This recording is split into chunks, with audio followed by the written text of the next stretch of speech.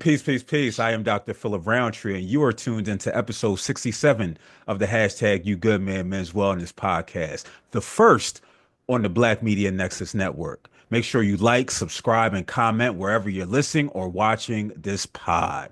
So, for those who are new to the pod, this is a space where identifying men have open and honest dialogue about our wellness. It's an opportunity for us to exhale. So, I welcome you. It's been about 5 months since I've last recorded. I'm gonna be real. I would tell you where I've been and what I've been doing if I could remember. For all of us, it's been a bit of a blur as we navigate the madness in society.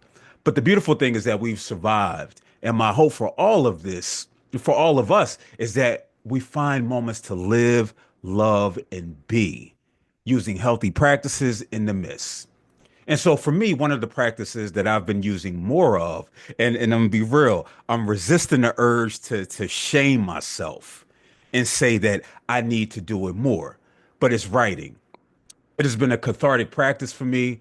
One space that I've been to fairly recently is ceremonies, a space for those who identify as Black men to convene, engage, write, and be free. In bringing back the pod, I knew exactly who I wanted to have as my first guest, and they are the facilitators of ceremonies, housed under their Fellowship of the Griots organization, which centers the power of Black writers and our allies. These brothers are master storytellers, wordsmiths. Again, y'all know me for being real. One has questionable hip hop and television takes at times, but ultimately, they're all around good, genuine dudes. We have Al-Lateef Farmer and Donnie Moreland Jr. Welcome, fellas. How y'all feeling? Yo, before we get into anything, what Questionable. are I'm just being real, man. Questionable. You said that, and I'm not mad at the wire take. I'm uh, not mad at the wire take for folk who think the wire is better than Top Boy. We can agree to disagree there. But some of your other takes, man, they be, I don't know what's happening. I'm gonna be honest. I Top don't know what's Boy? happening. I've never seen Top Boy, but there's no cultural influence. Ain't no memes running around of Top Boy. Ain't no gifs running around. The Wire was a moment, man. You missed that moment because you were still young. You missed that moment because now you're trying to catch up. And that ain't even a thing. But thank you for having us. That ain't what we're here to talk about. That's episode 102. Thank you for Exactly. having. That's episode 100. But Donnie, have you seen Top Boy? I have not seen Top Boy. What's up with y'all, I, man? What's up I with y'all? have, I have a worse take, and I'll be honest. I haven't finished season one of The Wire. Um, it never captured my interest, and I hold that. I don't say that a lot, but Clearly, because we see what happens. We see what what it's a happens. Now you brave just put it space. out to It's a everybody. brave space. I'm gonna share this widely. I wanted to bring you on because you both are amazing, amazing storytellers. When I sit and listen to what you offer, for me, it penetrates um deep into my spirit. And I can't say I experienced that in my when I'm engaging with television, when I'm engaging with your mainstream writers. It's something about the level of authenticity that you both offer in your writing. So first, I want to start there. Like your journey as a writer, what has that been like? And how did you get to the place where you are now is just being phenomenal writers? So let's start with you, Al-Lateef. I see you putting the eyebrows up. Listen, brother, you don't gotta have a publication.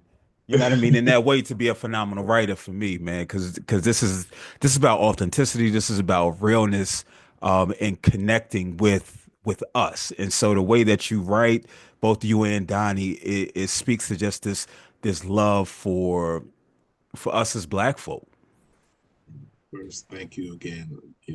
Tremendous gratitude for the comments. For me, um, storytelling came as a kid to me as a kid. My mother had me when she was 14. So I was raised as essentially as her youngest sibling, while being, you know, the first grandchild to my grandmother. And so my youngest aunt is 5 years older than me. So she's like my big sister. But still, I was the only little kid, right? So I spent a lot of time with myself. And that time, I spent a lot of time talking to myself. As I got older, I realized I was telling stories, right? So I would take, my He-Man figures and I would have battles. So I would take my baseball cards, my basketball cards, and I would have battles. I was doing fantasy sports way back in the mid 80s. I would take the cards and go into the papers and get the stats. And I would have my own little drafts and I would put them together. And then I would play the games over them. So I was telling myself stories. And as I got older, I started reading really, really young. My mother likes to say I was two. True that is, but the family runs with that story. But I remember reading the newspaper to my grandfather because he didn't really know how to read well. And I Hmm. know I was doing that before I ever went to school. Wow. Um, and so that kind of translated to a level of words for me. So I would take my aunt's Judy Blume books and Beverly Cleary, and I would read those books, and then I would just make up my own stories to go along with them. And then I started writing. I remember in fifth grade, we had an assignment to write a story, and I wrote the story about a kid who was riding down the highway. You know, you get the wind, and you like to let the wind blow your hand. I wrote a story about a kid getting his hand knocked off by a truck, and the hand comes back to haunt his family. And Wow. my class was like, yo, this is dope. And I kept writing all these other pieces to it. And I knew then this is what I want to do. Now life Hmm. plays out differently. I go to college. My major is English. I was like, oh, I'm an English teacher. I went and spent a week in my old middle school. I was like, I ain't doing this. I, I ended up working in higher ed. At the same time, I started a blog. I'm writing that blog, for years. I end up doing some other things online. But I had this full time job. I don't have the time to write. And then finally, I fell ill in 2018. Hmm. And for a little while, it was looking like that was going to be it for me. And all I kept thinking was, I never wrote a book. Never wrote a book. So I ended up being out of work that year. And so I just started writing. Started writing. Like I would schedule and put on my calendar what I'm going to work on. Hmm. And I started developing a writing practice. And so that's what I've been working on really now for like the last, 7 years, almost 7, 8 years. And, met Donnie in one of those spaces. Word. And, and for some reason, we just connected. Like there were other brothers coming every week, but it was something about his work that attracted me to him. I was like, I need to Yeah. get to know him better on the page and as a man. So we just connected. Word. Word. Yeah. Thank you for being vulnerable enough to share about, what you've navigated family wise, what you've navigated health wise, and how writing has been an seemingly an outlet for you, right? And so when we talk about men's mental health, men's wellness, and finding these practices outside of those stereotypical masculine outlets, the gym, those unhealthy vices, we've seemingly found something to to help you art to help you not only process what's happening, but to articulate it to others what it is that you've been feeling and what you've been experiencing throughout the course of your life. So again, I appreciate you sharing that. What about you, Donnie? What is inspired you? What does that journey as a writer look like for you? Oh man, I've been sitting and thinking about that journey because I don't think I've ever thought about it in its entirety. I mean, I've always been artistically inclined. My mother introduced me to, all of, I would say, my artistic interests. She taught me how to draw. She taught me how to write. She taught me, she introduced me, a love for music and appreciation for music. My earliest memories are Anita Baker's Caught Up in the Rapture and, Dave Brubeck's Take Five. Those are my earliest Mm, memories. And that's because she was keen on making sure I was exposed to as much art as possible growing up. Um, I was most interested in, drawing and visual arts up until I would say high school. You know, going into high school, I had faced some mental health challenges. I had been hospitalized when I was 13. Um, and I needed an outlet that wasn't, what I felt I had access to. And on the speech and debate team in high school, like my classmate, like the brother who sat right next to me, in that class was the author Brian Washington, or would be the author Brian Washington. And I remember he was getting published then, and it inspired me to like sit down and write. And I found a calling, I think, for poetry then. Um, just watching him and seeing how fulfilling it was for him to not just be published but to have that outlet. Mm. um and so I found a website. It's called Ghetto Soul Poetry. It's no longer around. Neither are all those poems I wrote back then. um, but that's like how I got into it. And then by the end of high school, going into college, I had like a terrible poetry night freshman year in college. Like just atrocious. Like everyone's just looking at me like, we don't understand a word you just said, brother. Like it's, and I said, you know what? I am done with this. It was one of those poetry nights where it's just like I can't come back here. Um so I put the pen down and I focused on other things. I Mm. like, I still wrote, like I was writing textbook chapters, throughout college, academic papers here and there, extracurricularly. Um, but I didn't write creatively. I'm putting that down. Um, so it wasn't really until after college that I picked up, creative writing again. That's only because um Josie Pickens, the cultural educator, out here in Houston, she encouraged me to submit one of my essays that I had written for a blog post for an organization that I had called Love Achieving Brotherhood out here in Houston. This is like 2016, 2017.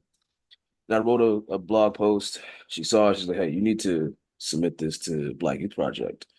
Um, and it didn't go in one ear out of the other. I just was like, I'm not a writer. Mm. Like I can write academically. I was working on my master's in film studies at the time, but I'm not a writer, not like that. Um, and by that time, like my love had become film. Um, like I said, I was working on a master's degree in film studies. Filmmaking was like my track, and I couldn't be moved from that. So I think to the extent that I would write creatively was just scripts, but I never thought about it like as creative writing. It's like the means to an end, in my storytelling. Um, but then I moved to Minnesota, in like 2017, 2018. Um, and I, we do things when we're young, dumb, and in love. So I moved to Minnesota. Um, I put down all of my dreams, and you know, eh, needed a job while I was up there. And I remember, Josie saying, "Hey, submit this to Black Youth Project." So I sat down with the piece and I, trimmed it up and got it in shape and I sent it off. And then they published that. And then I sent some stuff off to Gathering of the Tribes. And, uh, I think one of my proudest moments as a writer is I mean, it's a bit morbid, but one of my pieces was like the last piece that Steve Cannon published, before he passed.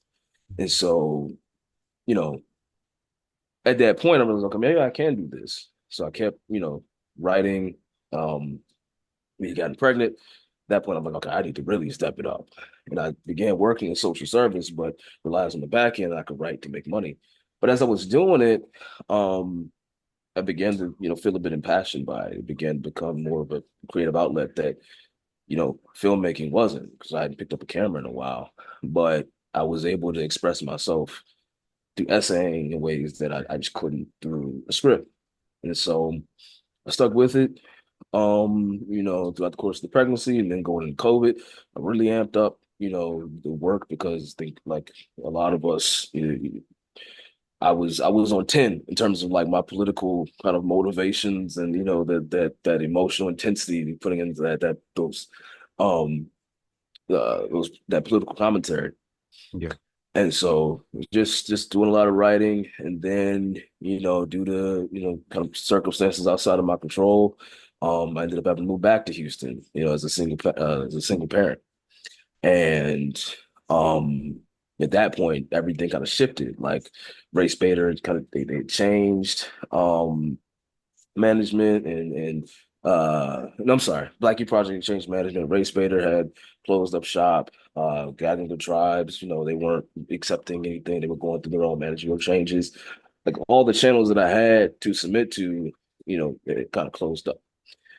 And so I was back in Texas, it, just kind of like submitting things out and just not getting any feedback. And I was like, okay, I don't know if this is gonna work. And at that time I had published some short stories, just kind of experimenting and seeing if I could. And I was like, okay, I can, and I got some stuff out there with Black Youth Project in terms of fiction writing. But even that, I was like, okay, I'm not gonna, I can't compete with the big dogs. And essaying, I can't get anything published. So I was about ready to hang it up. Um, but that's when, I saw Upa, who was, at the time, I think creative director, I want to say, at New York Writers Coalition. And he posted Mm. about Brother to Brother, the workshop that I was even not met at. And it was like the first home I had, as a writer. Like I had attended workshops, New York Writers Coalition workshops prior, and a few others, but I never had a home. And now I had a Mm. home with, other Black male identified folks who you just wanted to fellowship around the words. And you think similarly, Fatif, like meeting him, and even though we didn't like talk and communicate, his storytelling and things he wrote about, for me, Yeah. it was like, like, I'm gonna stay here, of course, for the brothers, but for him, because like we speak a similar language and I need to get to know this cat. Um, and then, but I still wasn't looking at writing as kind of like a profession. It was like I'm in social service. This is just something I do at this point as a hobby. I wasn't making any money from it anymore. Um, but during a break, it's when the brother, kind of seasonal break, and Teef hit me up. He said, "Hey, let's keep writing." And that's kind of the origins of Fellowship of Griots, but Yeah. also, um, us doing that. I think it gave me a drive again to find my voice. Everything we've done is like opened up access for me to make a writing. Is like, oh wait, no, this is what we do. And Yeah. so, yeah, long story short, that's that's how I came to the pen, for a time. Where it's interesting, when I hear the parallels between you and Al-Lateef, just how this process of writing started fairly young. And I juxtapose that with my experience with writing, where and I want to say a lot of children ultimately, right, especially in these failing public schools, where this free writing isn't a thing, right? Everything is about the test, right? These state exams that they're all taking, and so there's opportunity to explore, much like artists, right? Where it's just like if you're, coloring, right? I have a friend of mine who usually I have it in the background, but I have books right here. A friend of mine, he's a phenomenal writer, Justin Wellington, um, called the blind artist. He has one eye, and so he used to love drawing when he was younger, right? And ultimately, he ended up stopping because he had some family tragedies, and he picked it back up in his mid 20s. All of us, right? I have a 3-year-old son. He loves coloring, right? He loves drawing, but if he's not the next amazing painter, then we typically stop, right? And so we find kids who are amazing storytellers when you sit and just listen to them tell stories about different things, or they may write about fantasy and things like that. If they're not elite, quote unquote, elite in that way, then it's just like, all right, you got to hang this up. You got to go find something else to do. The creativity of the youth is stunted within the public school system, right? Especially when we're talking about black and brown boys. And so I just find it interesting that this is something that you picked up early. I don't think I've literally picked up writing just to write until I had my little incarceration stint. When I was at a university that I won't name. Right, I needed something to do to pass the time for those little 48 hours because it got real. Um, and so I'm just amazed at how you picked this up early, right? You recognized it to be something that was important to you. And even if you might have gotten away from it throughout the course of lifing, you still found your way back. And so I guess my question is, how vital is and was the practice of writing for your development as a black boy who would then transition into being black men? I had the fortune of being a few years younger than the two of you. Um, so grew up in a time in school where things were a little bit different, right? Where it wasn't all about the test. Hmm. I grew up in gifted and talented programs where our gifts were kind of the reason we were there. And so we would have the time to kind of hone those things. Like if you were a science and math kid, you went into spaces to work on those things. I was an English and history kid, so I can go into spaces and do those things and do research papers, all kinds of things. And so I was given the space to create on the page because it was the California Achievement Test for us then. That wasn't a concern for me, right? I did it first, second grade. I'm testing sixth grade level. So our class doesn't have to worry about those tests. So we were given the space to do things much differently, right? Um, by the time I get to middle school, they're starting to cut those programs out in the city I grew up in here in Jersey. And they're just putting kids all in the same class together. So while you have those who are advanced, now they're in classes with students who are 2 and 3 grade levels below.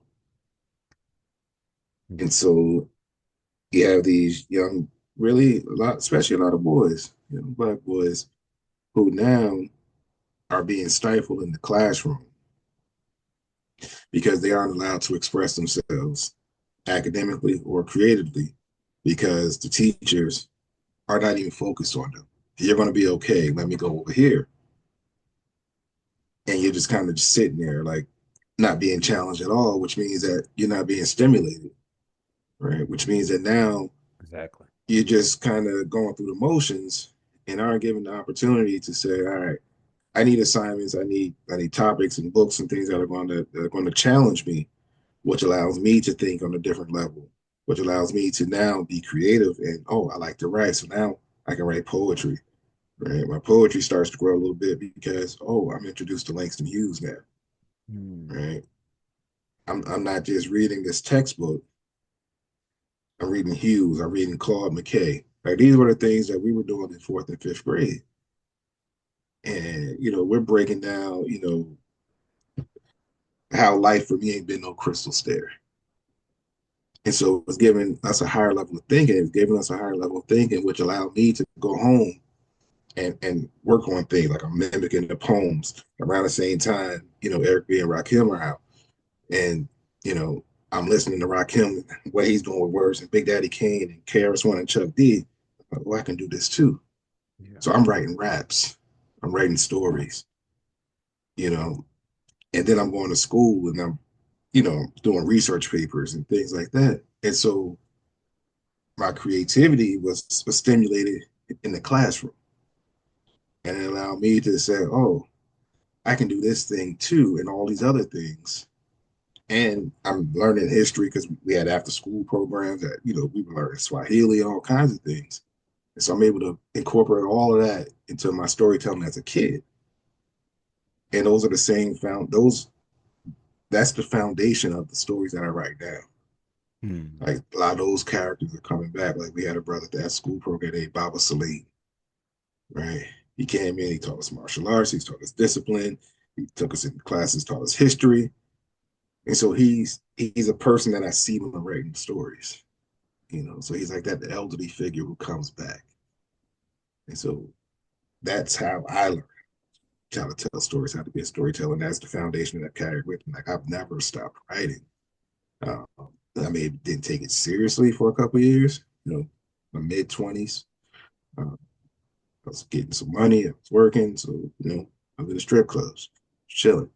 But what I started doing was actually writing an email to my friends the next morning, like detailing what we were doing the night before, like things that happened, like crazy things. And then that became, oh, I just started riffing on what was happening in the world. And people started forwarding my emails to their friends. And people are emailing me like, yeah, I want to be on the mailing list. I'm like, what mailing list? I send this to 8 people. Next thing I know, I'm sending it to 120 every day.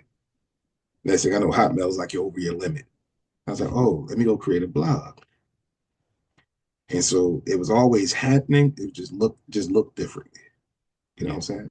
Yeah. So Yeah, I'm glad you brought that up, and I'm glad you infused hip hop into this, because then that had me circling back. Because as I brought up, as I posed the question, I talked about like this formal setting of being in the schools, right? And so when I'm taking a step back, so many black and brown boys have written raps, and you know, we don't even necessarily in me, right? It could slip our minds that, yo, this is writing, this is storytelling. I can't stand drill rap, right? As you know, I can't stand it. It's extremely violent, but they're telling a story from start to finish in a way that makes sense for them, right? In the mhm. prose that's authentic to them. Um, and so yeah, it has me again reflecting on how even my idea of acceptable writing is is shaped, right? Because you have these young brothers out here, they're writing. Now, ultimately, when we talk about that, how healthy is it, right? Now we can have a conversation about that. But ultimately, this is a form of writing. This is a form of expression, even if, somebody old like me is undesirable. So I find it undesirable. So I appreciate you for bringing that up and the influence that hip hop has had in your understanding and your practice of writing. So how about you, Donnie? How has writing um aided in your development transitioning from a black boy into a black man? I don't know, that's an interesting question, I think, because as Al-Lateef indicated, like I grew up in a different era wherein like school, especially me, by the time I moved to Texas, I had moved like 6 or 7 times. Hmm. And then while in Texas, I moved from Baytown to Katy. And neither one of those schools had like any type of like cultural competency initiative. So, they weren't worried about the black kids in the classes, what we were learning, the input of the material on our educational, cultural, and personal development. So I kind of had to like pick pick and choose, okay, or more so, like I had to make those breadcrumbs a feast. So like by the time I got to like 10th grade when we was running Hurston, which was like the only book we read from a black author, 10th grade, like this was one of the greatest books I've ever. I still have that copy. Because it was like the first time someone was speaking the language of my grandmother's like in school, you know. And but it was like that. It was like picking you're doing your best for me, like I think subconsciously, like doing my best to find myself in those small pockets that we were allowed, you know, a glimpse into who we were through curriculum.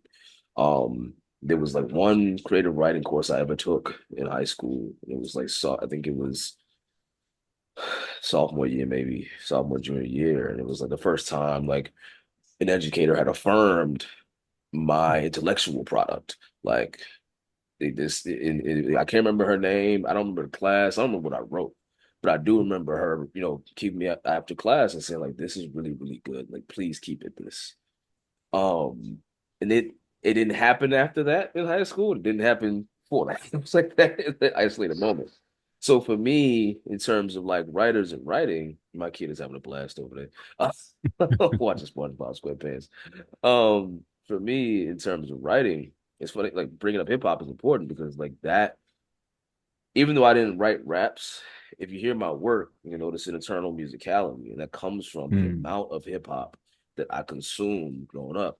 For better or worse, like I had memorized all of Snoop Dogg's first album, like all of Death Certificate. I memorized all of Pac's work going into high school and just like, and then I grew up in the internet era. So we had, YouTube and what was Napster. And so I'm just Yeah, yeah. consuming all of this hip hop from around the world. My dad was a big hip hop cat, like, and so he just kept albums out.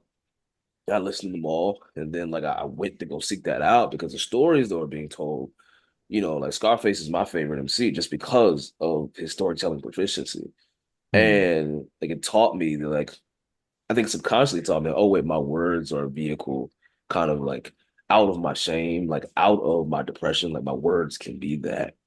And so for me, it was like everything outside of school, observing, consuming, the craft from others that by the time like I began to take poetry like seriously, like outside of this being something extracurricular, like I had the toolkit because I had been consuming so much hip hop from so many places, so many lyrics, so many stories, so many perspectives, so many, political identities and whatever have you. I consumed so much that I was prepared. Word, word. Now listen, I appreciate both your stories. It resonates, right? Your journey, it resonates, with me and thinking about again the influence of hip hop, the challenges that we navigate as black boys and black men to even get to the point where we are today, right? And still have a practice that is meaningful that remains. Circling back, I said, you know, uh, I first remember like creative writing when during my little stint at 19 for 48 hours in jail. But then I had when you brought up Al-Lateef, you brought up Langston Hughes, I had to go back to ninth grade and listening to again hip hop influence, listening to Aaliyah's 4-page letter. And it was this sister, I was digging her. And I was like, all right, what can I do? I went and got this. I went to the library. I got Paul Lawrence Dunbar's poetry. I took something and copied it word for word. Damn. You know what I'm saying? So I had about 5, 6 pages. I gave it to the homie Jameer Rittenberg. I said, yo, get this to her because they ride the same cheese bus. He gave it to her. I ain't hear from her. You know what I mean? We went to school, we graduated. I was a little salty. She ended up being like a close friend for like a few years where we would go to like different poetry events. And she was like, yeah, I got this letter. I got the letter that you got. It was nice. It was sweet. And we laughed about it. She was like, yo, what she was navigating during that time, right? Mhm. And again, we get so stuck on self, right? And what we're feeling, what we're experiencing, when we forget that others are experiencing life as well. So yeah, that was my first foray into Work that shit into out the on your own, but hit me back. Let me know. word, word. So you both brought up the origins of Fellowship of the Griots, where you two met at, I believe it was Brother to Brother. Is that so? You met at Brother to Brother. So what was it about that experience and about one another where you're like, listen, we need to create something, and I want to create this for you. I know you said you're both fond of one another's work, but what is it that you noticed as far as was it any gaps in the literary world when it comes to black folk and spaces and community for us to convene? Like what was truly the inspiration behind the creation of Fellowship of the Griots? Yeah, I can tackle that first. So I mean, I think everything has been fairly organic. It started out as, just an opportunity for us to write on Saturdays. That was the initial sort of ask. Al-Lateef texted me. I was outside of it. I think it was Pizza Hut. Contemplating how rent was going to get paid, and then I get this Mm, text, and it's like, "Hey, brother, I want to let's keep writing." I was like, "Let's do it." We had the three writers, myself, Teef, and another writer out of Houston, and then he began to invite folks from his writing cohorts, the folks that I knew began to come, and all of a sudden we had this community that just was growing.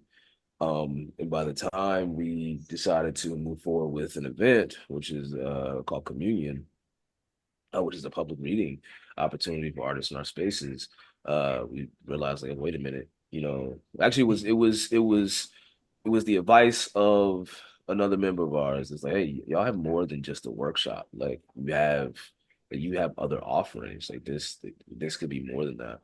And so by the time we sat and realized that, it's okay, we need to consider ourselves as an organization, beyond just this individual workshop. At the time, no, this weekend words, still weekend words, but we needed a banner. And so we, just surveyed the community, different title ideas or different banner title ideas. And the word fellowship kept coming back. The Griot kept coming back, and the fellowship the Griots. Um, Like, what was and the so, other name? And then we found out somebody else had it in oh Chicago. man, it was Can't like remember what that was. Gathering. the gathering of the griots. Yeah, they Gathering. had okay. like shout out to them. I mean, I've never reached Yeah. out to them, but we wanted to be respectful of another black space. Like, I'm not gonna, Yeah. not gonna eat all too much Colonize off they of. joint. Right, no, so it's like let's, we could be creative and come up with something else. So, we fellowship with the griots, and every program from ceremonies to a place to put the period and communion and even wicked words is response to, as you were mentioning, like gaps that can be filled, Yeah. and less so about craft, more so about community. Like, Mhm. what do we need from one another in the spaces that we inhabit? So that's what we Mm, think about first: is who's in our spaces and what do they need. From there, we build out, our programming. But everything's been organic. It's been a response to community, like listening to the needs of those who are in the space, and our needs as writers too. But being attentive and aware of who comes in our spaces and what we can offer to them. mm, mm. How about you, Al-Lateef? Um, Initially, it was just a response to my own selfish needs, right?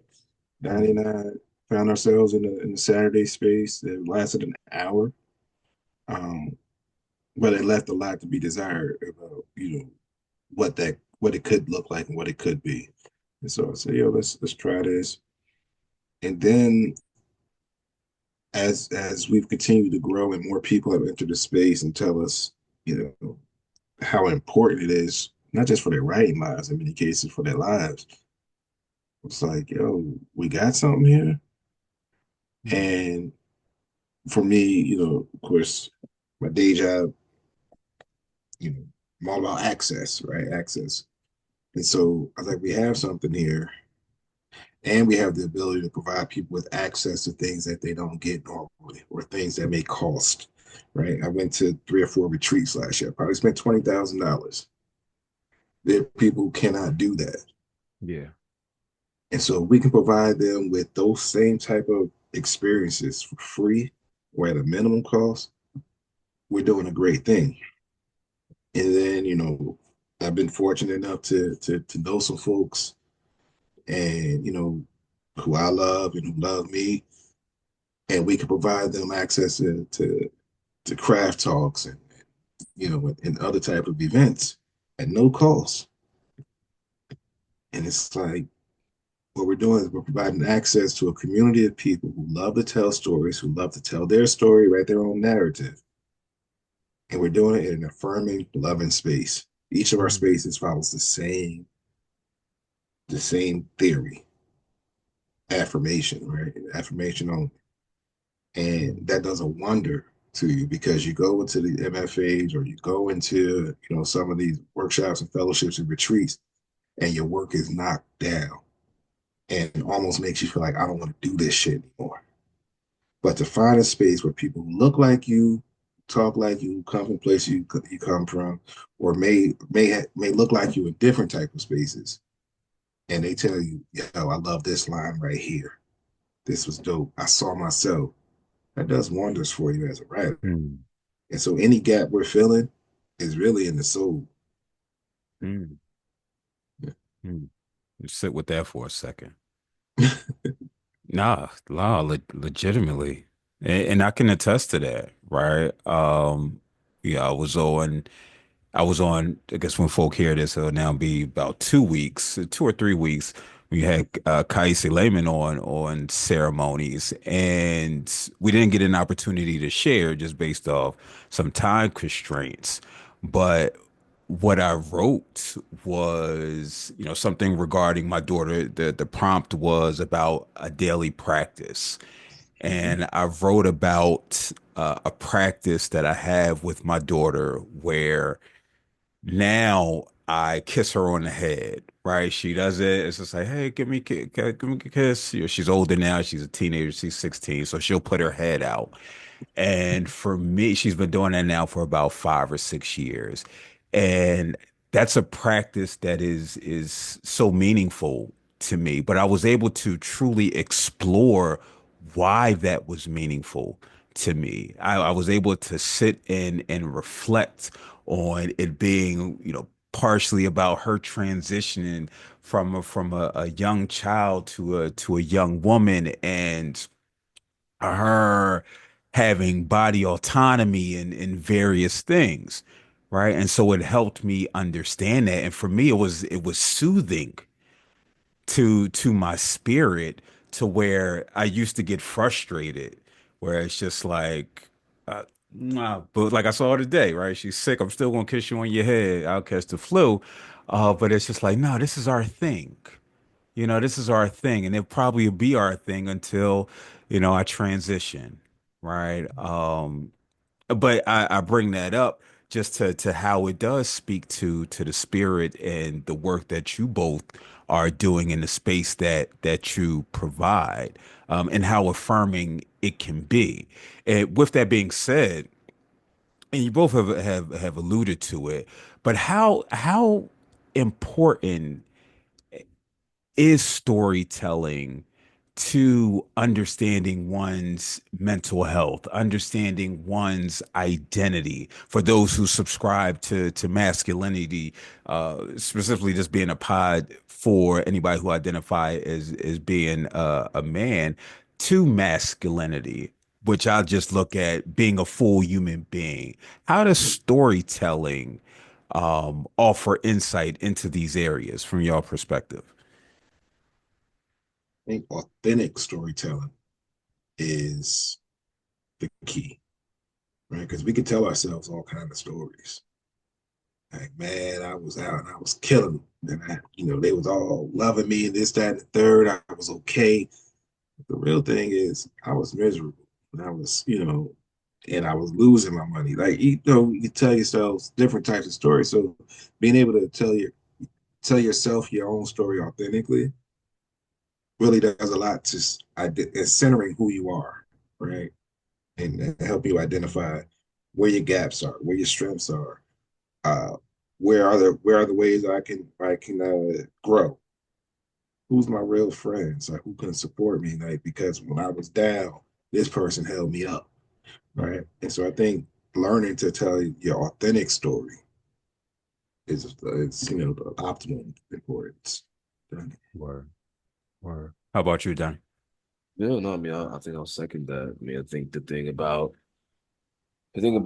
writing as a practice is that it's just one of the most isolated, you know, artistic practices one can undertake.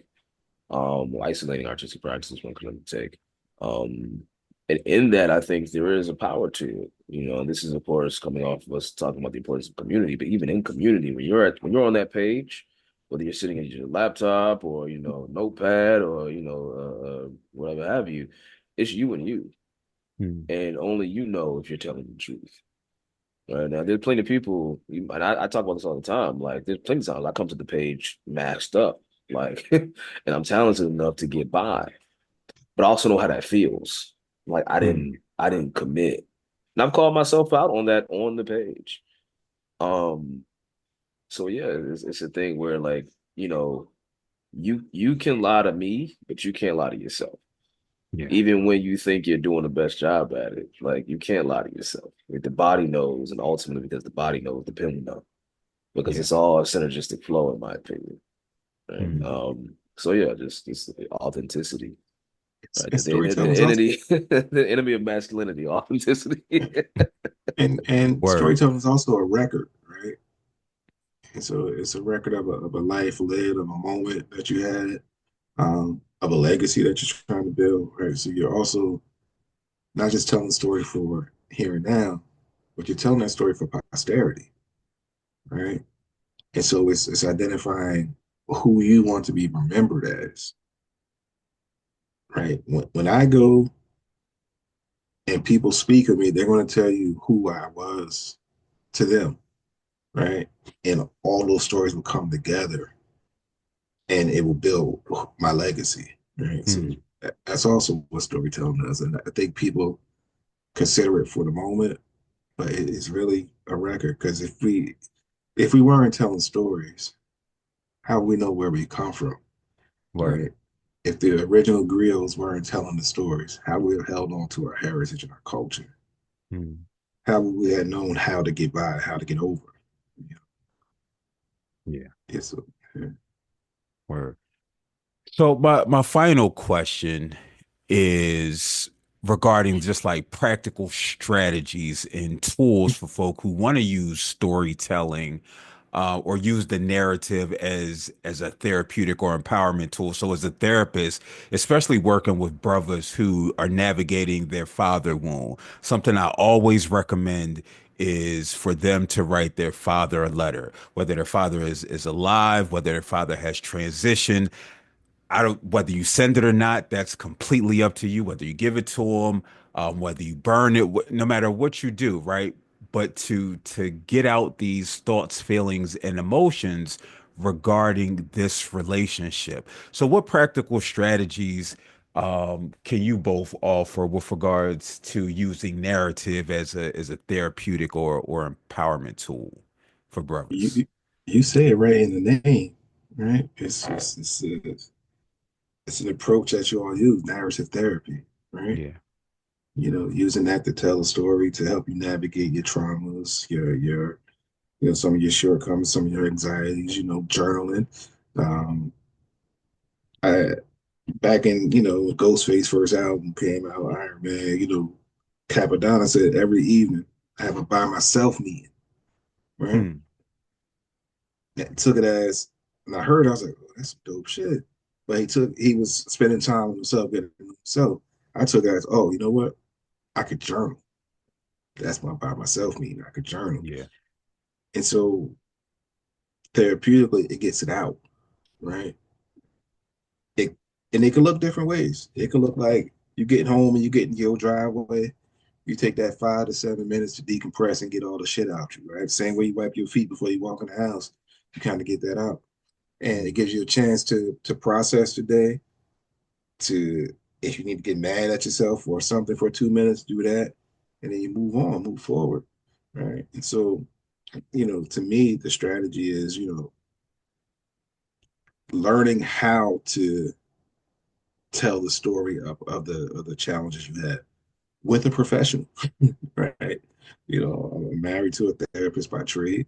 Um, you know, I know what like I know the things that she works with people on, and I'm able, fortunately for myself, I've been able to keep, stay on the positive side of my mental health.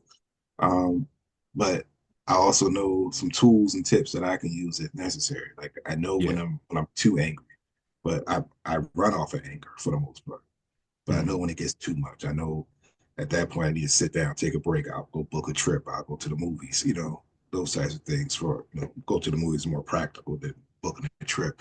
But but I journal. I go sit and listen to music. I listen to Stevie Wonder. Like Stevie brings me into a space where I can be into the music because in many cases he's going to speak to me, right? Yeah. And there's other artists do the same thing, you know. So find what it is for you that brings you into that center. Word. Word. What about you, Donnie?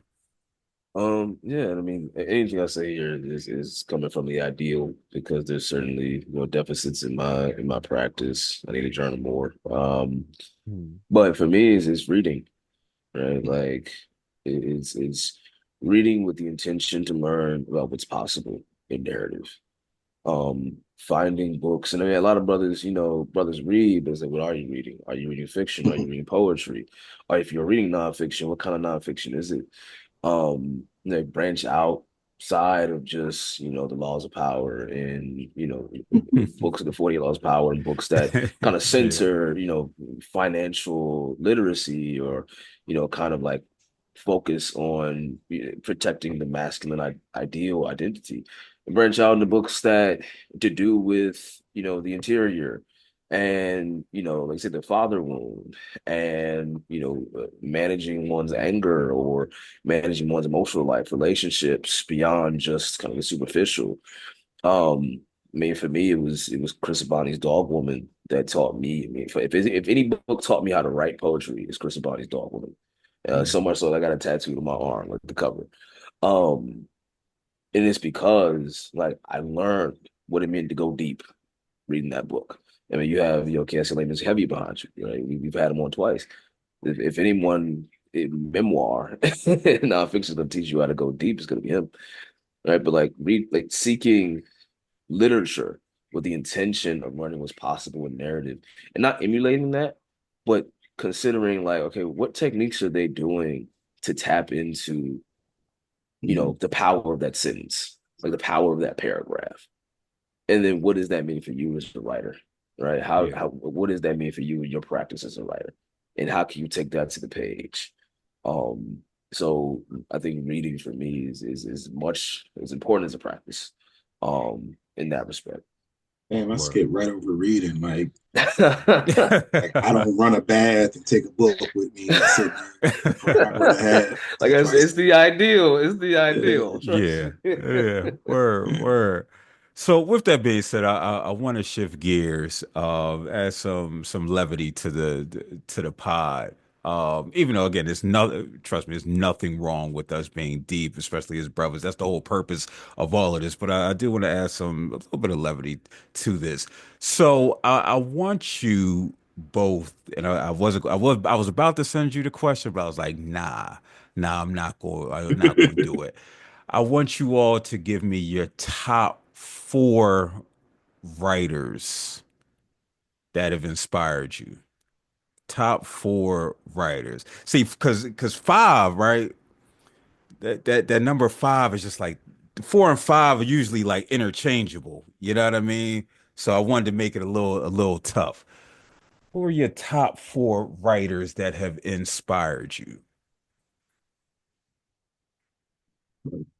And so we're gonna start with you. We're gonna start with you, Donnie, because you look like you going through it right now. Like, man. That's tough. I mean, one And is for like, and before you go, for your number one, because say oh, we just got a to little rank. yeah. Well, no, we're not gonna rank because that's All gonna right, be got you, tough, right? That's gonna be got tough. you. But no, for one of them, just give a little Mm. bit of reasoning as to why. All right. One is, I mean, one of them is super recent. I mean, as in the last 2 years, but it's had such an impression on me. I can't not talk about George Jackson. Um, Hmm. Specifically Blood in My Eye. Um, I got throws, or I mean, I mentioned, that I was watching God. That is such an impression on me in just terms of like what books can be, what writers can do. Oh man, that is tough. I'll go with I'll go with Chris Abani. I mean, I don't think. I mean, poetry is subjective, in terms of appreciation and love. But I mean, for me, I just don't think there's a more technically sound and proficient poet, for me, for the kind of poetry I like. And then there's gonna be Baldwin. I mean, that's the goat, that's the god, that's that's the chief, that's everything. Word. The minute I read Another Country, I knew then I was like, it don't. It's this. Yeah. It's Yeah. this. So Yeah. yeah, we'll go with those four. All right. All right. You ain't struggled with the four. You ain't struggled with the four. What about you, Al-Lateef? So my four will look a little different. Um, Behind me, there's an entire shelf of Walter Mosley books. Hmm. Right. So I'll go with Mosley. Um, I will go with Donald Goins. Uh, when I was about 16 or 17, I would go to Barnes and Nobles or Borders. Each time I got my hand on some money, and I'll buy one or two books. Um, and I start with the two of them because they really taught me that it was okay to write about Black life, right? And not just a way where it was pretty and also not stereotypical, but authentic, right? Hmm. Um, let's see. It would be easy to say Baldwin. Of course, there's a huge portrait of Baldwin behind me, but Donnie already used that one, so I'm not going to say Baldwin. Judy Blume, of course. Um, Okay.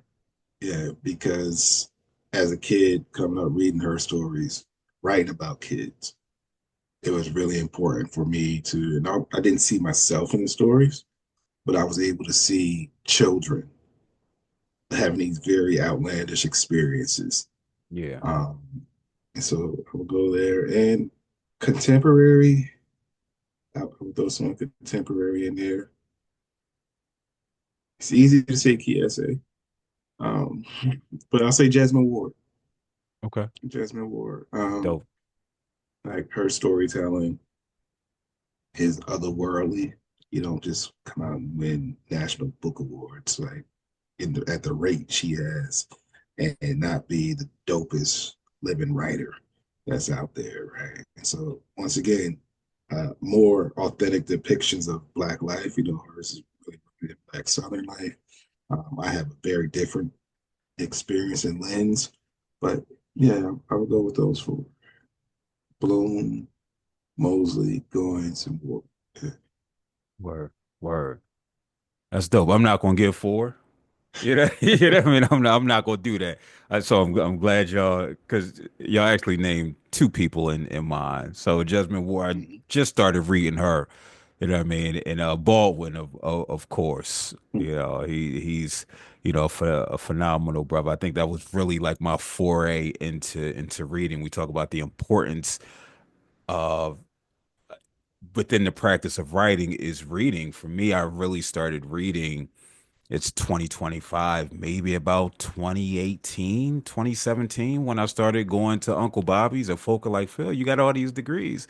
And I'm like, listen, I can write for academia. That's nothing. That didn't require me really to read, or if I did read, I'm not reading full chapters. I'm not, so I'm able to do enough to get past. And so for me, once I really got into reading, I noticed the quality of my writing got better. I noticed the quality of my life got better, right? And just in this practice of reading and writing. So uh that's dope. That's dope. I That's mentioned that's some. huge, right? Reading Yeah. is huge, and I'm glad Donnie spoke on it earlier. He's like, yeah, you can't just be out here reading the 48 Laws of Power and all these other, you know, All right, these what is it? books built The on your dominance. think rich, grow Yeah, rich, or something like. No yeah, shade to people who use that. Do whatever you gotta do to stimulate your mind, but yeah, it's a world yeah. outside of, as Donnie put it, right? This masculine paradigm that all of these types of books So reinforce. it's all about dominance, right? It's all about being Mm. dominant, the richest, the strongest, the most, the most mindful, all these other things. And it's like read some fiction, right? Learn that it's okay to smile and breathe and have fun and to doze off into these fantasy worlds. Like it's okay, right? You ain't got to be the hardest nigga all the time. You ain't got to be Styles P everywhere you go. You know what I'm Yeah, saying? right. What Sheik say? I'm harder than concrete. You know what I mean? It Yeah, was just like it was a dope bar. You know what I mean? But it's yeah. just like, nah, you don't have to live that way because your insides are going to corrode from that. Um, Listen, this has been a dope conversation. I appreciate you brothers pulling up Thank you. to have this conversation with me to tell us a little bit about your journey as individuals as well as your journey as a duo with regards to fellowship of the Griots. And so with that being said, what do you all have coming up with regards to fellowship of the Griots? How can they reach you? How can folk participate, and also because I do want folk to have a actual tangible takeaway from this. If you can offer a prompt, right? A prompt for somebody who's listening and they're like, yeah, I want to write. I feel like writing something. Can you offer a prompt to get them started? Right. As far as what we have coming up, I am literally hosting a space right now while we're in here. So, like, we have people who come to and write with us every Thursday night in our co-working group, which you were like the inspiration behind. They ain't been there forever, right? You ain't gotta tell on me. Yeah, like I you and got where D. my I'm gonna just call it out. Yeah. yeah, I got where my snitches get no, no, no, but no, you word. No, that's holding me accountable, right? Yeah, That's what that is. So I appreciate that. that's one of the things we have coming up. Donnie want to go through it. Yeah, I mean, in order to, if you want to follow us, there's a few avenues. We're primarily on Instagram, so you can look up Fellowship of Griots on Instagram. If you want to get in contact with us, email us at fellowshipofthegriots@outlook.com. We do have a monthly newsletter. We often do our email chain as well. We do have a Facebook this upcoming month, February. We get back to posting on there regularly. We have also a link tree. So if you go to link tree and look up Fellowship of Griots, you'll find us there as well, along with all of the updates on events, and events scheduled. Um, as you asked for a prompt. A prompt, yeah, a quick prompt. It ain't gotta be nothing Got you. intricate, I mean, sophisticated. we talking about the brothers. So, the first prompt that I put into the group chat in the last ceremonies was to write a story about a black man who designates his sexual liberation as holy. So again, write a story about a black man who designates his sexual liberation as holy. Hmm. So yeah, y'all have fun with that, Johnny. Yeah, that's that's heavy. As heavy, no pun intended. The book behind me. Well, listen, right? Man, I appreciate both you brothers for pulling up. I thank you for offering me your time, your wisdom, and your inspiration to continue in this practice of writing. So thank you both. Thank you, Thank man. you. Thank you. Yeah, Appreciate it. Yeah. great conversation. Thank you for the invitation. Word.